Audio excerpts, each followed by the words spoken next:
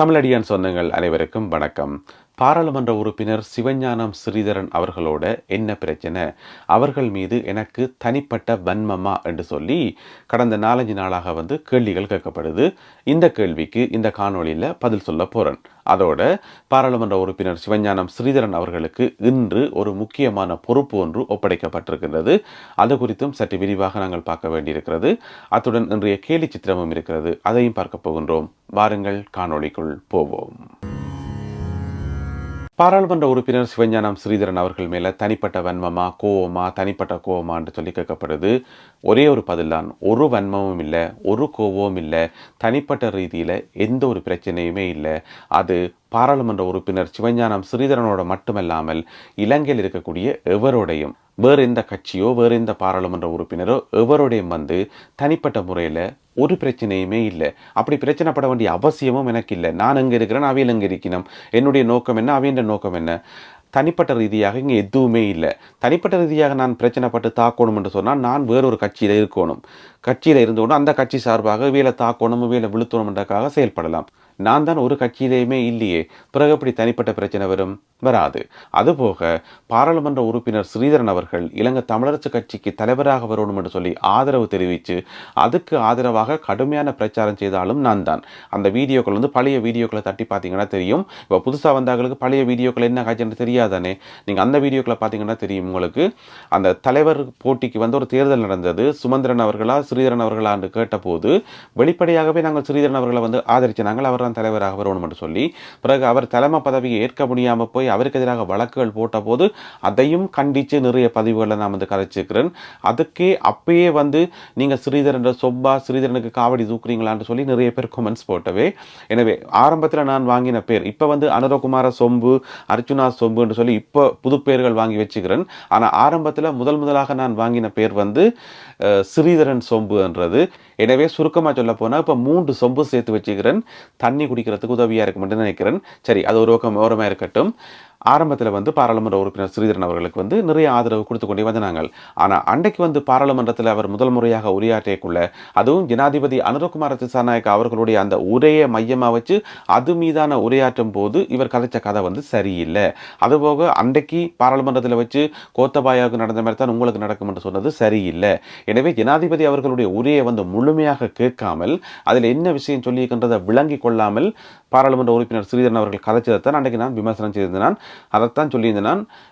பாராளுமன்றத்தில் எங்களுடைய மானத்தை வாங்கிட்டோம் என்று சொல்லி. எனவே பிழை செய்யும் போது அதை நாங்கள் பிழை என்று சொல்கிறோம், நல்லது செய்யும் போது அதை நாங்கள் நல்லது என்று சொல்கிறோம்.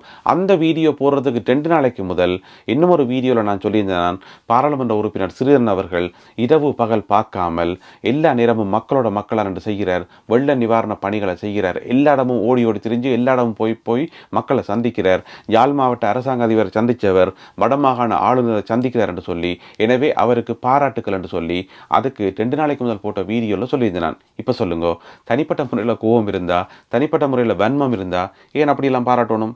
அவசியமே இல்லை. எப்போ பார்த்தாலும் குறை தான் சொல்லி கொண்டிருக்கணும் தானே. அதை விட தனிப்பட்ட தாக்குதல்களை நடத்தணும். அப்படி எதுவுமே இல்லை. நல்லது செய்யும் போது நல்லது என்று சொல்கிறோம், பிழை செய்யும் போது சுட்டி காட்டுறோம், அவ்வளோதான். எனவே எவர் மேலேயும் தனிப்பட்ட வன்மம் என்றது கிடையவே கிடையாது. பாராளுமன்ற உறுப்பினர் சிவஞானம் ஸ்ரீதரன் அவர்களுக்கு இன்று ஒரு முக்கியமான பொறுப்பு சேர்ந்திருக்கிறது. அவருடைய பொறுப்பு மிக மிக முக்கியமானது. அனைத்து தமிழ் மக்களும் இதை நாங்கள் சரியாக விளங்கிக் கொள்ளணும்.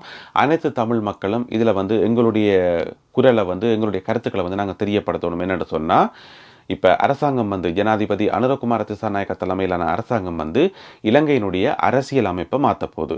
இலங்கையில் இப்போ இருக்கிற அரசியல் அமைப்பு எங்களுக்கு எதிரானதுன்றது உங்களுக்கு எல்லாருக்குமே தெரியும். எங்களுக்கு நடக்கிற எல்லா பிரச்சனைகளுக்கும் இந்த அரசியல் அமைப்பு தான் மிக முக்கியமான ஒரு காரணம்.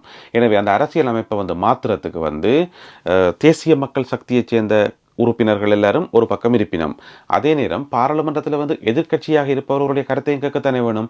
எனவே எதிர்க்கட்சிகள் சார்பாக, அதாவது அரசாங்கத்தில் அங்கம் வகிக்காத எதிர்க்கட்சிகள் சார்பாக உறுப்பினர்களை உள்வாங்கணும் என்றதுக்காக இன்றைக்கு ஒரு சின்ன ஒரு வாக்கெடுப்பு நடந்தது. அதில் 3 பேருடைய பேர் முன்மொழியப்பட்டது. ஒரு ஆள் டாக்டர் அர்ச்சுனா ராமநாதன், மற்றது பாராளுமன்ற உறுப்பினர் சிவஞானம் ஸ்ரீதரன் அவர்கள், மற்றது பாராளுமன்ற உறுப்பினர் ஜீவன் தொண்டமான் அவர்கள். 3 பேரும் இதில் தெரிவு செய்யப்பட்டது.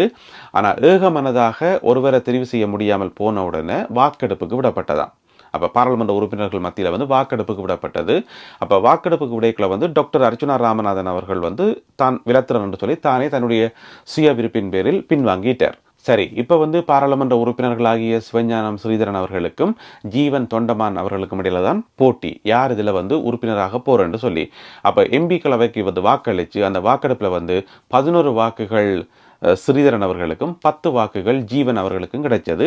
எனவே ஸ்ரீதரன் அவர்கள் அந்த குழுவில் அங்கம் வகிக்கிறதுக்கு இப்போ உத்தியோகபூர்வமாக தெரிவு செய்யப்பட்டிருக்கார். சரி, இப்போ அவருடைய தலையில் வந்து மிகப்பெரிய பொறுப்பு ஒன்று சுமத்தப்பட்டிருக்குது. மிகப்பெரிய பொறுப்பு ஏனென்று சொன்னால், அரசியல் அமைப்பை மாற்ற போகிற அந்த குழுவில் வந்து இருந்து இவருடைய கருத்துக்கள் சொல்லணும், ஆலோசனைகள் சொல்லணும். எல்லாத்தையும் நாங்கள் ஒத்துக்கொள்ள முடியாது, எல்லாத்தையும் எதிர்க்கவும் முடியாது. எனவே மக்களுக்கு எது தேவை, மக்களுக்கு எது சரியாக இருக்கும் என்று சொல்லுது சரியாக புரிஞ்சு கொண்டு அதுக்கேற்ற மாதிரி தன்னுடைய கருத்துக்களை வச்சு தன்னுடைய ஆலோசனைகளை சொல்லி அது ஒரு சரியான முறையில் அந்த அரசியல் அமைப்பு மாற்றப்படுறதுக்கு இவர் வந்து ஒத்துழைப்பு வழங்கணும். தனியாக வடக்கு கிழக்குக்கு மட்டுமல்லாமல் வடக்கு கிழக்கு மலையகத்தை வந்து இவர் பிரதிநிதித்துவப்படுத்தணுமே என்று சொன்னால் மலையகம் சார்பாகவும் இவர் தான் இருக்கிறார். ஆக மொத்தத்தில் சுருக்கமாக சொல்ல போனால் இலங்கையில் வாழ்கிற சகல தமிழ் மக்களை வந்து பிரதிநிதித்துவப்படுத்துகிற ஒரே ஒரு ஆளாக வந்து இருக்கிறார் வந்து பாராளுமன்ற உறுப்பினர் சிவஞானம் ஸ்ரீதரன் அவர்கள். சரி, இப்போ என்ன கேள்வி என்று சொன்னால், இந்த பொறுப்பை வந்து அவர் எப்படி செய்ய போறார், என்ன விதமான கருத்துக்களை வந்து அந்த குழுவில் சொல்ல போறார், என்ன விதமான கருத்தை வந்து ஒத்துக்கொள்ள போறார், என்ன விதமான கருத்துக்களை வந்து எதிர்க்க போறார், எதுக்கு ஆதரவு எதுக்கு எதிர்ப்பு, என்ன செய்ய போறார். சுருக்கமா சொல்ல போனா இது வந்து அவருடைய பொறுப்பு தான் எண்டி போட்டு மக்களாகிய நாங்கள் பேசாம இருக்க முடியாது, பேசாம இருக்கவே முடியாது. ஏன்னு சொன்னா இது அவருடைய தனிப்பட்ட பொறுப்பு கிடையவே கிடையாது. இது வந்து கூட்டு பொறுப்பு, இது வந்து கூட்டு பொறுப்பு. எனவே மக்களாகிய எங்களோட வந்து இப்ப பாராளுமன்ற உறுப்பினர் ஸ்ரீதரன் அவர்கள் வந்து கதைக்கோணும். வடக்கு கிழக்கு மலையகம் புலம்பெயர் மக்கள் வந்து எல்லாருடையும் கதைக்கணும். எல்லாருடைய மனசிலையும் வந்து இப்போ என்ன விதமான எண்ண ஓட்டங்கள் ஓடுது, என்ன விதமான தீர்வை வந்து மக்கள் எதிர்பார்க்கினோம், மக்களுக்கு எது பொருத்தமாக இருக்கும், இன்றைய காலத்துக்கு எது பொருத்தமாக இருக்கும், என்ன தீர்வு வந்தால் அது நிரந்தரமாக இருக்கும். இந்த மாதிரி நிறைய கேள்விகள் கேட்கப்பட்டு மக்களுடைய கருத்துக்கள் வந்து கேட்கப்பட வேணும். இது மிக மிக முக்கியமானது. இப்போ என்ன கேள்வி என்று சொன்னால், மக்களோட வந்து எப்படி கதைக்க போகிறார், மக்களுடைய கருத்துக்களை வந்து எப்படி கேட்க போகிறார், மக்களுடைய விருப்பங்கள் என்னன்றதை எப்படி அறிஞ்சு கொள்ள போகிறார் பாராளுமன்ற உறுப்பினர் சிவஞானம் ஸ்ரீதரன் அவர்கள். தனியாக ஒரு சில தரப்பு சொல்கிற கருத்தையோ அல்லது யாழ்ப்பாணத்திலிருந்து வர பத்திரிகைகளில் ஞாயிற்றுக்கிழமையில் வர கட்டுரைகளை வாய்ச்சி போட்டோ அல்லது ஒரு சில ஆசிரியர் தலையங்கத்தை வாய்ச்சி போட்டோ அங்கே போயிட்டு கதைக்க முடியாது. ஏன்னு சொன்னால் மக்களுடைய அபிப்பிராயம்ன்றது இன்றைக்கு கிரவுண்ட் லெவலில் இறங்கி பார்க்கணும், அட்டிமட்டத்தில் இறங்கி பார்க்கணும் மக்கள் என்ன நினைக்கணும்னு சொல்லி. இது மிக மிக முக்கியமானது. எனவே இந்த காணொலியை பார்த்து கொண்டிருக்கிற மக்களாகிய நீங்களும் உங்களுடைய கருத்துக்களை சொல்லலாம். ஒரு அரசியல் அமைப்பு மாற்றம் பெறக்குள்ள என்ன விதமான எதிர்பார்ப்புகள் உங்களுக்கு இருக்கு, சாதாரணமாக உங்களுக்கு என்ன விதமான எதிர்பார்ப்புகள் இருக்கு என்றதை நீங்கள் ஒரு ஆலோசனையாக முன்வைக்கும் போது அது கூட இந்த அணிலுடைய பங்குன்னு சொல்லி அந்த ஒரு அணகட்டைக்குள்ள அணில் ஒரு பங்களித்த மாதிரி எங்களுடைய பங்களிப்பாக அது இருக்கும். அந்த கருத்துக்கள் எல்லாமே வந்து அது பாராளுமன்ற உறுப்பினர் சிவஞானம் ஸ்ரீதரன் அவர்களுடைய கவனத்துக்கு கட்டாயம் போகும். நீங்கள் எழுதுகிற எல்லா கருத்துக்களுமே வந்து அவருடைய கவனத்துக்கு வந்து கட்டாயம் போகும். அதில் எந்த விதமான மாற்று கருத்தும் இல்லை. எனவே உங்களுடைய கருத்துக்களை நீங்கள் சொல்லலாம். அரசியல் அமைப்பொன்று மாற்றம் பெறக்குள்ள என்ன விதமான எதிர்பார்ப்புகள் உங்களுக்கு இருக்கு. பாராளுமன்ற உறுப்பினர்களாகிய சிவஞானம் ஸ்ரீதரன் அவர்களும் மருத்துவர் அர்ச்சுனா ராமநாதன் அவர்களும் இன்றைக்கு ஒரு ஆளுக்கு ஒரு ஆள் கைகுலுக்கி சிரித்து கதைச்சிருக்கணும். ஒரு நல்லுறவை வந்து ஆரம்பிச்சிருக்கணும். இது உண்மையிலேயே வந்து வரவேற்கப்பட வேண்டிய விஷயம், உண்மையிலேயே வந்து பாராட்டப்பட வேண்டிய விஷயம். என்னென்னு சொன்னால், இந்த கருத்தை வந்து வெளியில் சொன்னதே வந்து டாக்டர் அர்ஜுனா அவர்கள் தான் தன்னுடைய ஃபேஸ்புக்கில் வந்து எழுதியிருக்கார். இந்த மாதிரி பாராளுமன்ற உறுப்பினர் அவர்களை சந்தித்து காய்ச்சினான், அவரோட கைகுலுக்கி காய்ச்சினான்னு சொல்லி அவர் சொல்லியிருக்கிறார். இது உண்மையில் வந்து வரவேற்கப்பட வேண்டிய விஷயம். உங்களுக்கு ஞாபகம் இருக்கும் நினைக்கிறேன், பாராளுமன்ற உறுப்பினராக தெரிவு செய்யப்பட்ட அந்த முதல் நாளே டாக்டர் அர்ஜுனா அவர்கள் சொன்னவர் என்னென்னு சொன்னால், ஏனைய பாராளுமன்ற உறுப்பினர்களோட சேர்ந்து செயல்படுறதுக்கு நான் தயாராக இருக்கிறேன், நான் அவர்களோட ஒத்துழைச்சி செயல்படுறதுக்கு தயாராக இருக்கிறேன்னு சொல்லி அன்றைக்கே அறிவித்தவர். இன்றைக்கும் அதை அறிவிச்சுக்கார். நான் மற்றவர்களோட வந்து முரண்பட விரும்பல, சேர்ந்து இயங்கத்தான் நான் விரும்புகிறேன்னு சொல்லியிருக்கிறார். எனவே மற்றவர்களும் வந்து சேர்ந்து இயங்கணுமே, அப்போத்தானே சரியா இருக்கும். எனவே இவ்வளோ காலம் வந்து ஒரு அரசியல்வாதி இன்னும் ஒரு அரசியல்வாதியை பார்த்து மற்ற பக்கம் முகத்தை திருப்புறதும், நவக்கிரகங்கள் மாதிரி அங்கங்கே பார்த்து கொண்டிருக்கிறதும், ஆளுக்கால் சண்டை பிடிக்கிறதும், 1008 கட்சிகளை வந்து ஆரம்பிக்கிறதும், இதே காட்சிகளை பார்த்து பார்த்து பார்த்து மக்களாகி எங்களுக்கு சலிச்சு போச்சு. எனவே இப்போ ஆரம்பிச்சுக்கிற இந்த புதிய ட்ரெண்ட், புதிய ஒரு நடைமுறை வந்து உண்மையிலேயே வந்து வரவேற்கப்பட வேண்டியது. இப்படி வந்து எல்லாரும் ஒற்றுமையாக இருந்து எல்லாரும் எங்களுடைய மக்களுக்காக பாடுபட்டா இதை விட மக்களுக்கு சந்தோஷமான விஷயம் வேறு இதாக இருக்க முடியுமா? எனவே நல்ல விஷயங்களை நாங்கள் சிந்திக்கும் போது நல்ல விதமாகவே நடக்கும். எனவே எல்லாமே நல்லதாக நடக்கும் என நாங்கள் சிந்திப்போம். அது கட்டாயம் நல்லதே நடக்கும். அடுத்ததாக இன்றைய கேலி சித்திரம் கார்ட்டூன். இது மிக மிக முக்கியமான ஒரு கேலி சித்திரம். இன்றைய காலத்துக்கு மிகவும் பொருத்தமான ஒரு கேலி சித்திரம்.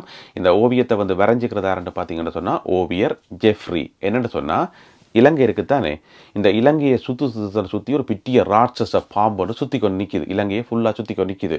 அந்த பாம்பினுடைய தலை வந்து பார்த்தீங்கன்னு சொன்னால் அப்படியே யாழ்ப்பாணத்துக்கு நேராக ஆவண்டு வாயை வச்சு கொண்டு நிற்கிது. அதாவது யாழ்ப்பாணத்தை கவ்வுற மாதிரி நிற்கிது அந்த பாம்பினுடைய தலை. அந்த பாம்புக்கு மேல் எழுதப்பட்டிருக்கு ரேசிசம் என்று, அதாவது இனவாதம் என்று சொல்லி எழுதப்பட்டிருக்குது. எனவே இனவாதம் என்ற இந்த பெரிய ராட்சச பாம்பு வந்து முழு இலங்கையுமே வந்து சுற்றி கொண்டு நிற்கிது. அதுலேயும் வந்து யாழ்ப்பாணத்தை வந்து விழுங்குற மாதிரி நிற்கிது என்று சொல்லி இந்த ஓவியம் வந்து மிக அழகாக வரையப்பட்டிருக்குது. இதில் அர்த்தம் என்னென்னு சொன்னால், யாழ்ப்பாணத்தை விழுங்குதுன்னு சொன்னால் தனியாக யாழ்ப்பாண மாவட்டத்தையோ யாழ்ப்பாண நகரத்தையோ ஒன்று அர்த்தம் கிடையாது. யாழ்ப்பாணம்ன்றது தமிழ் மக்களுடைய மிக முக்கியமான குறியீடு. எனவே யாழ்ப்பாணத்தை வந்து அந்த பாம்பு விழுங்க போதுன்றது, யாழ்ப்பாணம் வந்து அந்த பாம்பால் வந்து பாதிக்கப்பட போதுன்றது வந்து இலங்கையில் இருக்கிற ஒட்டுமொத்த தமிழ் மக்களையும் தான் குறிக்கும், ஒட்டுமொத்த தமிழர் பகுதிகளையும் தான் குறிக்கும். தனியாக யாழ்ப்பாணத்தை மட்டும் குறிக்காது. நாங்கள் அப்படி எடுத்துக்கொள்ள தேவையில்லை.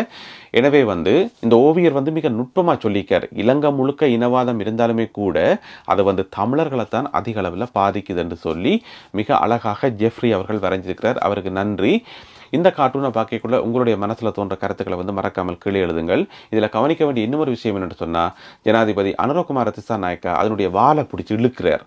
இதனுடைய அர்த்தம் வந்து இப்போ தான் வாழை பிடிச்சி இழுக்க ஆரம்பிச்சிருக்கார், எனவே விரைவில் மிச்சத்தையும் இழுத்து முடிப்பார் என்று சொல்லி அந்த அர்த்தமா, அல்லது வாழைத்தான் இப்போ பிடிச்சிருக்கார், அதுக்கு மேலே இன்னும் பெரிய பகுதியெல்லாம் இருக்குது, எனவே அனுரகுமார திசாநாயக்கா இதை இழுத்து முடிக்கிறது வந்து கஷ்டம் என்று சொல்லி அப்படி அர்த்தப்படுதா, என்ன அர்த்தம்ன்றதை மறக்காமல் நீங்களே எழுதுங்கள் உங்களுடைய கருத்துக்களை. எனவே இலங்கையில் வந்து இனவாதம் என்றது 75 வருஷமாக ஊறி போன மிகப்பெரிய ஒரு ராட்சச பாம்பு. அதை ஜனாதிபதி அனுரகுமார திசாநாயக்கா பிடிச்சி இழுக்கிறார். எனவே அவரை தனியே இழுக்க விடாமல் நாங்கள் எல்லாரும் சேர்ந்து பிடிச்சி இழுத்தம் என்று சொன்னால் அந்த கொடிய பாம்பை, இனவாதம் என்ற கொடிய பாம்பை இலங்கையிலிருந்து இல்லாமல் பண்ண முடியும். ஓம் தானே. மீண்டும் மற்றும் ஒரு காணொளியில் உங்களை சந்திக்கின்றேன். அதுவரை நன்றி, வணக்கம்.